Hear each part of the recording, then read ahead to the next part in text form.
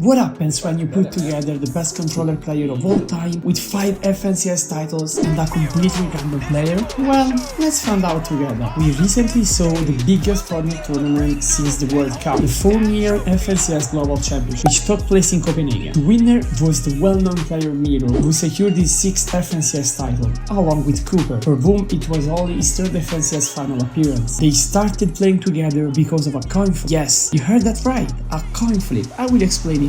Mero, like many other players, began his Fortnite journey during the World Cup period, and he had achieved some decent results. His first tournament win dates back to April 2020, when he won a daily cash. This was followed by another cash cup win a few days later. During 2020, Mero caught the attention of Reverse 2K with his good placements in various solo tournaments, such as FNCS and cash cups. On August 12, 2020, the trio of Mero, Day and Reverse 2K was officially formed, and they secured the 2nd place in their first FNCS together. In the following weeks, Mero continued to deliver impressive results, even managing to get a top 6 at the DreamHack Open in September. In October, they started FNCS as a trio, accumulating points and placing higher and higher, eventually becoming one of the favorites and, of course, winning their first FNCS. The following month, Mero also won a DreamHack Open in duo with Young Calculator, ending the year on a high note. In 2021, Mero continued to play with the same trio, finishing 4th in the Chapter 2 season FNCS. The trio continued to perform well, winning a lot of cash cups and once again becoming the favorites for the following FNCS Grand Final, which they won for the 2nd time. In the months that followed, Mero won more than 3 tournaments and finished on the podium in 4 others. In September 2021, another FNCS trio didn't see them as protagonists, so the trio decided to part ways, especially since Reverse 2K announced his retirement from Fortnite. In October 2021, the trio Mads, Mero and Buga was paired, and they qualified for the finals in the very first. Needless to say, they won this FNCS as well. However, Buga suddenly decided to stop playing with Mads, and Dukes replaced him, leading to their victory at FNCS Grand Royale 2021. Mero